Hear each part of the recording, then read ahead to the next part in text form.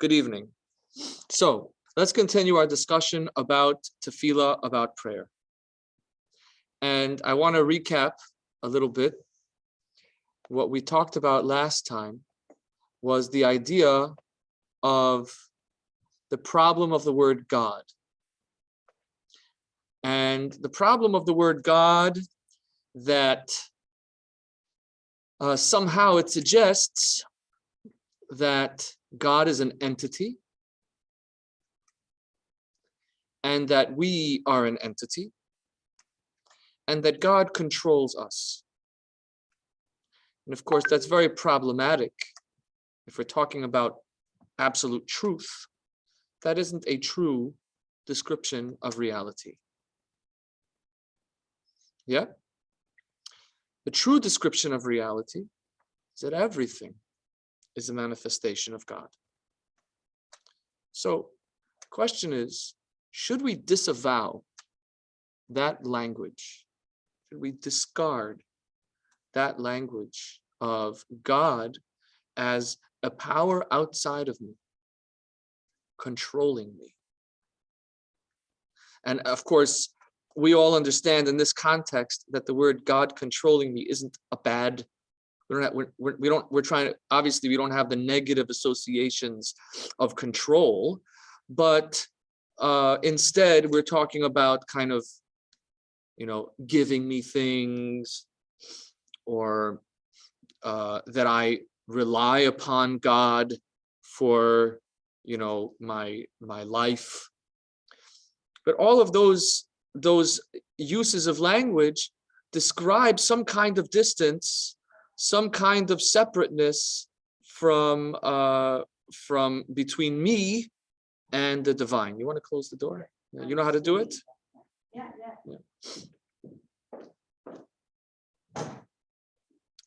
So the Arizal says a very interesting thing.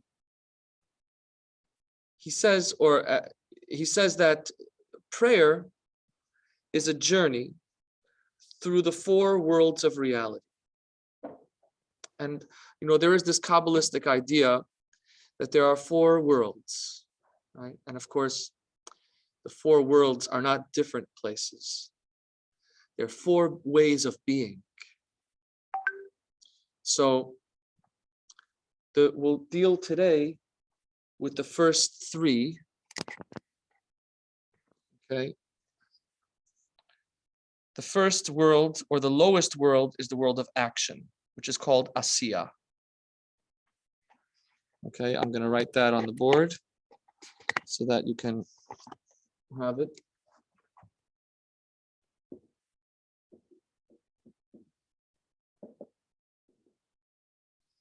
Okay, we have Asiya.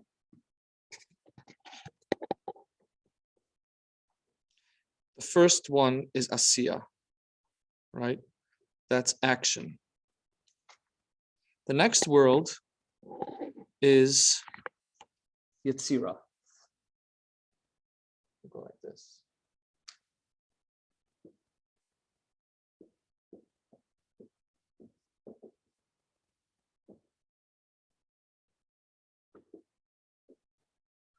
Okay, and that's the next world is Yitzira, which is the experience of self. It's generally regarded as the world of emotion.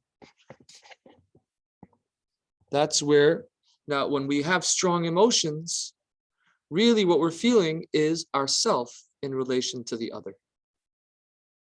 How that entity makes me feel.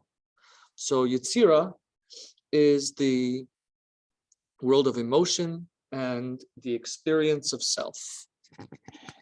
Okay. The experience of self, Yitzira. And then we have Beriah, which goes here.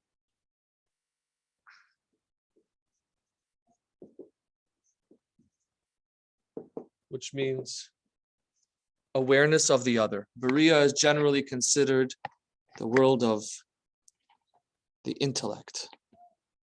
Okay, so three realms of man, inner man. Well, world because there is no emotion. Oh, okay, good. So when we talk about the word world is a misleading word, right? Because when we think of world, we think of places. Physical, right. And the truth is that there are different places. We would talk about the action being in the body, Asiya being in the body, Yitzira being in the heart, and Bria being in the brain, right? So those are places. There are also, dimensions. You could call Asiya is the world of construction, Yitzira is the world of art, Bria is the world of philosophy. Okay, you could say that. So those are, but ultimately, what's most relevant for us is our state of mind. And the truth is, contained in the world of Asiya is everything. In the world of action, and we'll get to that in the end, but really, action is the final stroke. If you think about it, if you think about the worlds in reverse, you start out with an idea, and then you start out with a principle. This is in theory the way things would work. You start out with a theory or a principle, and then you develop that principle, you develop a sense of what that principle might be like in your experience, and then you go to implement that principle, right? So that's the way things work in the ideal sense. And so the implementation is ultimately the realization of the very first principle. So you look at a simple act, right? A physical act, and it seems so mundane and so prosaic, so ordinary. But actually, that physical act contains within it the world of Bria, the world of ideas, right? It comes from somewhere. It represents something, right? But that's how we talk in theory. Today we're talking in, see, that's how something could be developed ontologically. How you could develop it sort of from the theory. You know, if you're dealing in understanding kind of how reality develops. But prayer is different. Prayer is the work of bringing myself to a higher reality, and then digging into that reality to come to a higher awareness. So what's the first thing that we experience as humans? What is our default? What is the first realm that we encounter in our consciousness? That's the realm of action, doing things. The first thing that I wake up, when I wake up in the morning, the first thing that I notice is that I can move, right? I feel my body. That's the first thing that happens to me isn't, theoretical, right? The first thing that I feel is the world of Asiya. And the same is true as a human being. The first thing that I encounter in any aspect of life, the first manifestation that I encounter in my consciousness will be the physical manifestation. I'm going to see the size of the thing, the way it moves, what it looks like, right? The Asiya aspect, the action aspect is going to be the first domain, the first worldview that I'm going to encounter. And so therefore, so to answer our original question, when we talk about this, the problematic language of God, even though it isn't objectively true in the fullest sense, but we aren't praying a theory. We're trying to carve out an awareness of God in our reality. And so we have to struggle with our own reality. We have to work within what it's like to be a human being and to train the human mind to be aware of the divine reality, to be aware that reality is a manifestation of the divine. So And we have to do that every morning, every day. We have to retrain our mind to be aware of the nature of reality. And so we don't start by expecting that we're going to be aware. We start by talking to the mind in its own language, talking to the human mind in its own language. And then we ease the mind up one level at a time to come to a deeper and higher and more true awareness. And this brings us, and this is the levels that we're talking about here. We start out with the Asiya, the action, and that would, an example of that would be Modeh Ani, the first prayer which is recited upon waking up. And that theme repeats itself in later in the prayer as well. So let's just look at the prayer of Modeh Ani. It's page 2 in the Art Scroll Siddur, page 2 and 3, the very first paragraph. So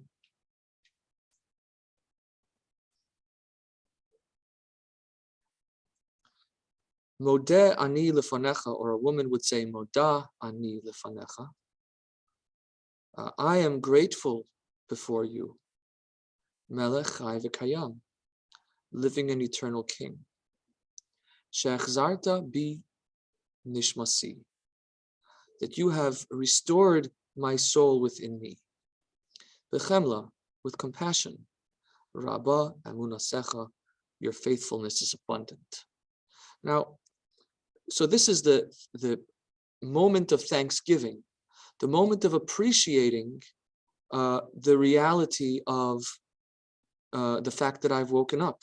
I'm grateful that I'm alive, right? But note the nature of this thing. The nature of this thing is that the prayer begins with the words ani, right? Or I am, right? I am grateful before you, right? Modeh Ani. So it's this, it reflects this reality that our first experience as humans is of ourself, and of ourself, of the fact that we are alive. And then we, at the same time, there's something magical about that awareness, which is that if we stop for a moment, if we simply stop sleeping, okay? I just want to give everyone a chance who's fell asleep to wake up, right? The difference between, right? This is why we say this when we wake up in the morning, because there is a sleep state, which many of us, which all of us are doing while we're sleeping, but we can also be asleep while we're awake. And that is simply not to pay attention, to be conscious of the fact that I'm conscious, right? To not be conscious of the fact that I'm conscious is to be asleep. So, but at the moment that we become conscious of the fact that we're conscious, we realize that life is something to be grateful for. That the fact that I'm alive, that I didn't make myself alive. Right? So we might, so I want to talk about this from two ends. On the one hand, okay, let's pause. Is everyone with me? Do we have any questions or comments so far? Let me summarize what we said so far, okay? Thank you. Let's summarize what we said so far, okay? While language around God as an entity, as there being two entities, people, a person, and God, that kind of language is problematic because it suggests that God is a thing, and that is borders on idolatry, right? To give God a place somewhere over there, giving me life. while that is problematic on a certain level, we are working to train our consciousness to be aware of the fullness of divine reality, that all of reality is godly, is God, is a manifestation of God's choices, God's will. Right? So again, while it's not true, it's not the fullness of truth that God is an entity giving me life and that I am an entity receiving life from God. That's not the fullness of truth. More true is that everything is God. But we're working with our consciousness. We're working with our mind. So we're training our mind to be aware of truth. So we have to start with what the mind notices first. And then the rest of prayer goes through a ladder deeper and deeper into our consciousness, deeper and deeper into what we're able to be aware of. So the first thing that we are aware of, the first way of thinking that our mind encounters, as soon as we become aware of the fact that we are conscious, as soon as we become self-conscious or conscious of consciousness itself, is we realize that we didn't make ourselves alive. When we're sleeping, we don't notice that we're alive. Just like when we're awake and we're not paying attention to anything, we don't notice that we're alive. But as soon as we pay attention, there's a remarkable moment when we first wake up, that's a very powerful moment at which we become aware of the fact that we are alive.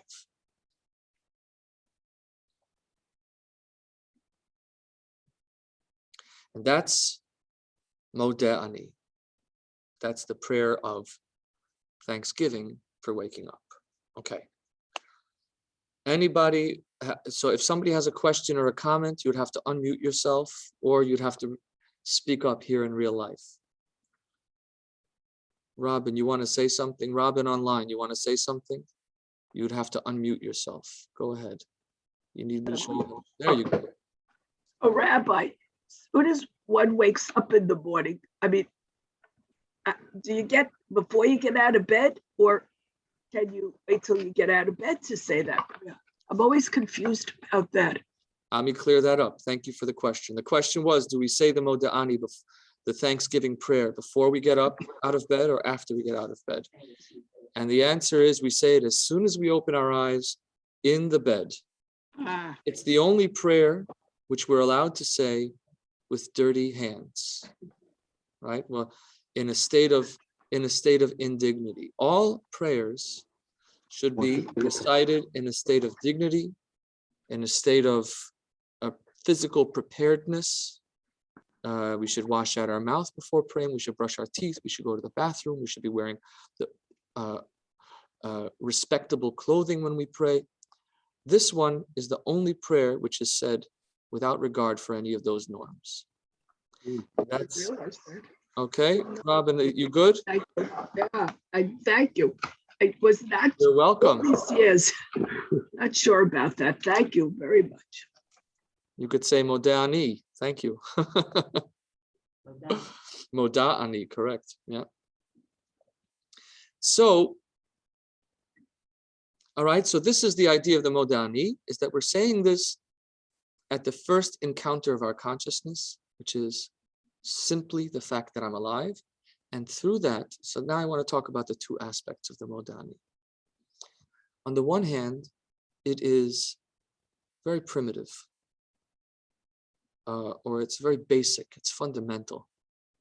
It's basic and fundamental, right? Those have two different connotations. Basic implies that it's simple and sort of not sophisticated, not very advanced. Fundamental implies that it goes to the root of everything. It's the foundation.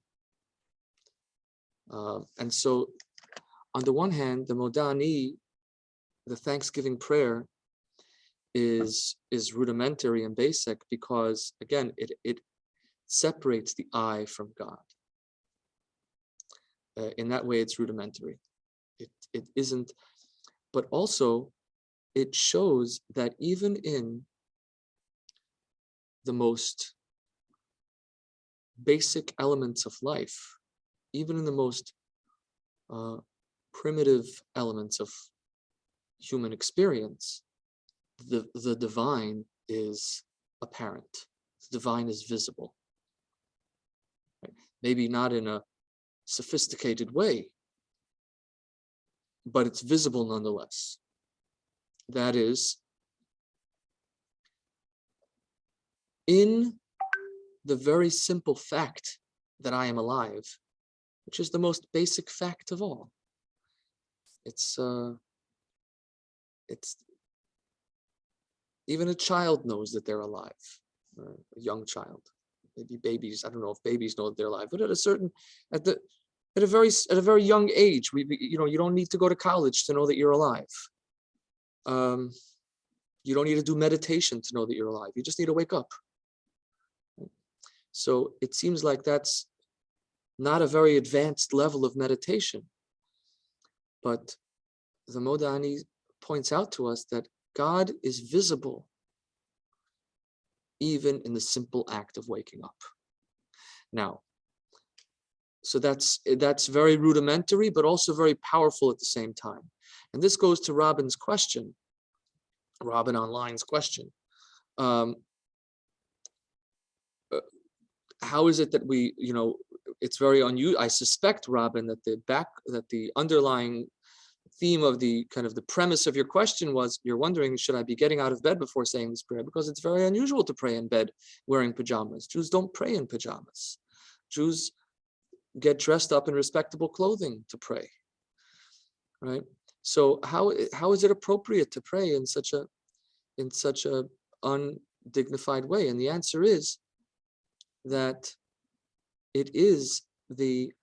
we're not praying with the advanced human mind. We're praying with the basic human mind. So at the advanced human level, when we want to enter into the sophisticated aspects of our mind, then we'll behave in a sophisticated way. Or when we'll pray, we'll pray having entered into the more sophisticated aspects of our mind, should reflect that in our actions. And that's why we would dress up for prayer and make sure that we're clean and that we're cultivated,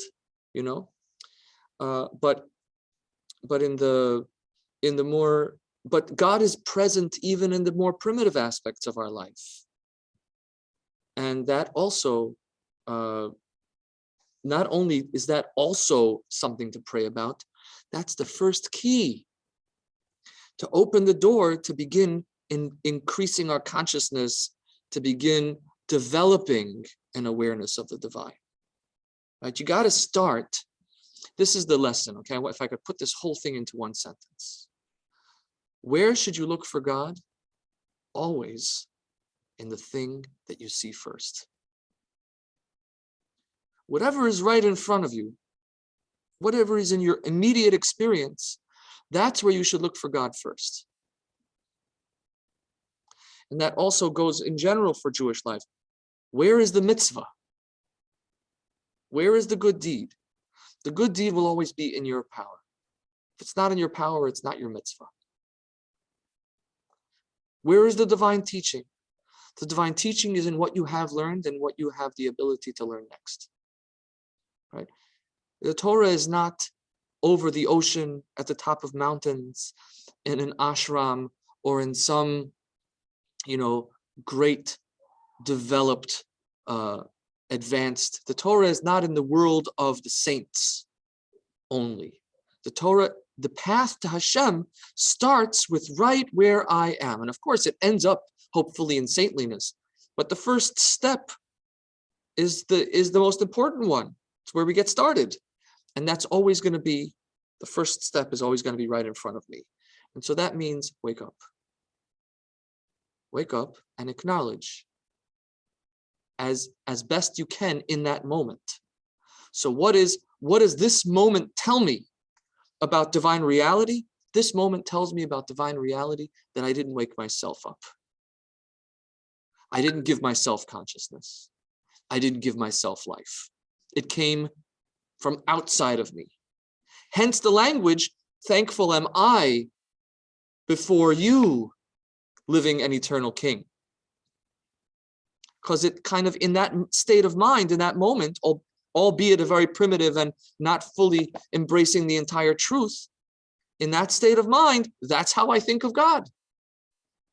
I think of myself, I realize that I am alive, and I wonder about the source of life that is outside of me. So that's the Modeh Ani. That's the I am grateful. And so this first stage of prayer in the world of Asiya and the world of action, another example of that is the korbanot, the sacrifices that are described in pages 8 and on. Right, I would say there are two themes.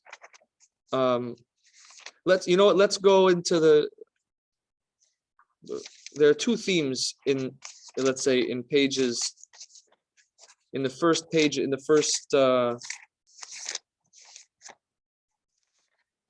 60 pages of the Siddur. Let's say, the first 60 some odd pages of the Siddur. There is the reference to the sacrifices, and there's reference to the function of the human body. I'm flipping around. So let's just identify two of those. We have, what page 18 and 19, right?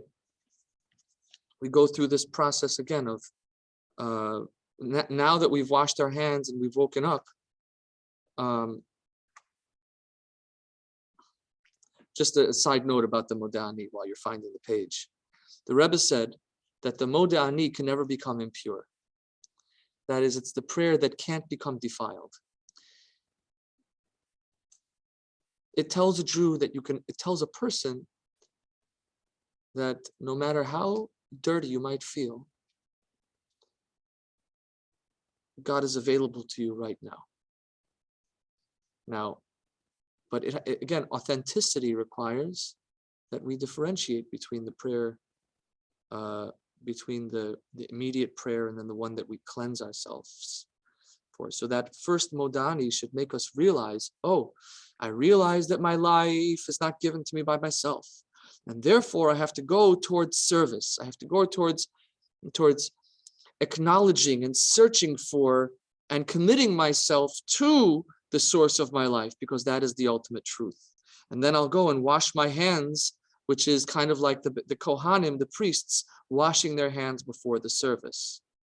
And that's the sacrifices that are referred to in the first 40-50 pages of the Siddur, which many people skip, but they're an important step in the process, which is to say,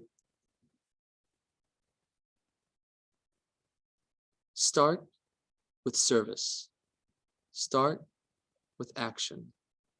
What am I supposed to do? Okay, that's the sacrifices.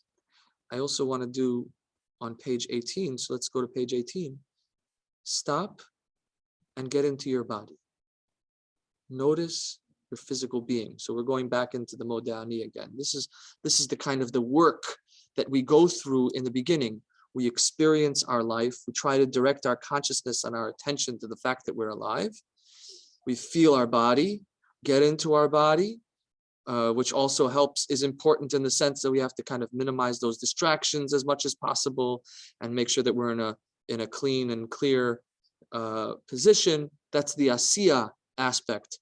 The Zohar said, the Talmud says you got to go to the bathroom before you pray, which again represents the physical actions required to physically clear out the place to make it conducive to prayer. But the first step is always going to be in the physical. It's going to be in what's right in front of me. It's going to be in my immediate experience. It's going to be, what do I do next? Right? So thank you, God. Blessed are you, God, who gave the heart understanding to distinguish between day and night. Consciousness. Realize that I am conscious. realize that my eyes are open.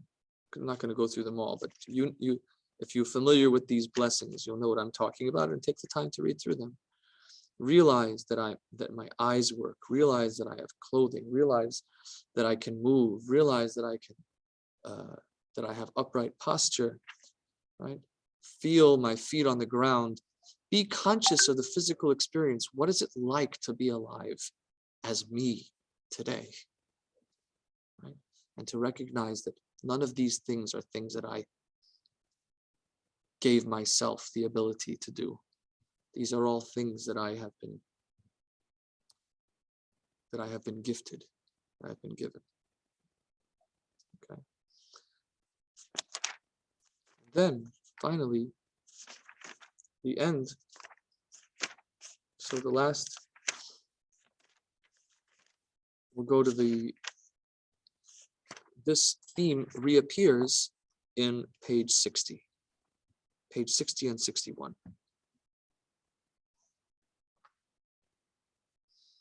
And that is Hodu Lashem Kiru Vishmo. Give thanks to God, declare his name. And there again, we have this idea of praise, thanksgiving, which is the act of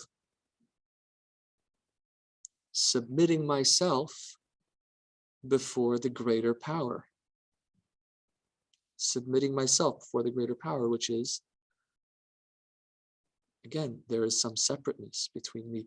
I have to diminish myself. I have to subdue myself, right? Because I have a self, but it's also through the self. Why do I say thank you? Because I enjoy it, because I enjoyed it. That's why I say thank you. So it comes from the self. But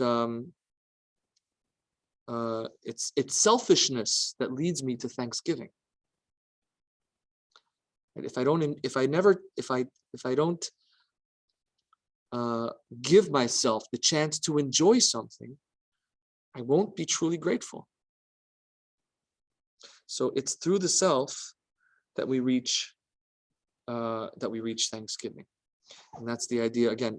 But the thing that I'm trying to say is that when we take this point that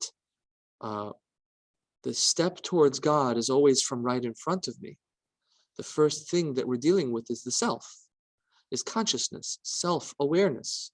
And that self-awareness, how do we deal with that? By giving thanksgiving, by being grateful to Hashem, by saying, thank you, God. Hodu la Hashem.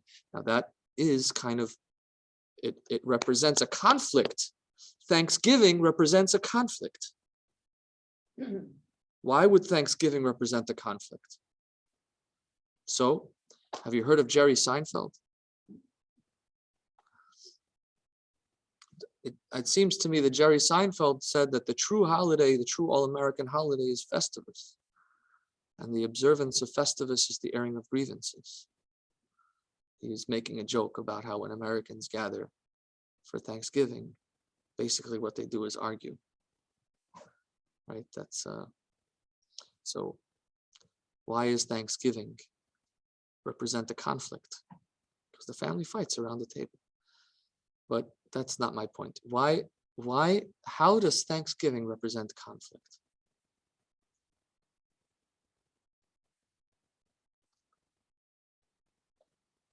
So maybe you're muted and you're saying the idea yourself, but that's fine. I'll say it for you. Thanksgiving represents conflict because it says, whose is it? Who's in control? I thought I was in control. No, I recognize that you're in control. Okay, I submit before you. That's lehodot in Hebrew means to thank as well as to submit, to admit. I'm not in control. You're in control, right? So it's this, I'll bow before you. You're the master. I'm the servant, right? There's that dichotomy. There's that conflict where I'm choosing not to fight you. And therefore I'm saying thank you. I'm choosing not to be ungrateful. Therefore I'm going to say thank you, right? So it represents a state of conflict, but at the same time, it is, so it's very basic. It's not truth. It's not the full truth, but at the same time, it finds God in the most selfish of places. And that's the magic of Modeh Ani and of Hodu, La Hashem, give thanks to God, is that even in this selfish act, even in this selfish mind space, we're able to find God.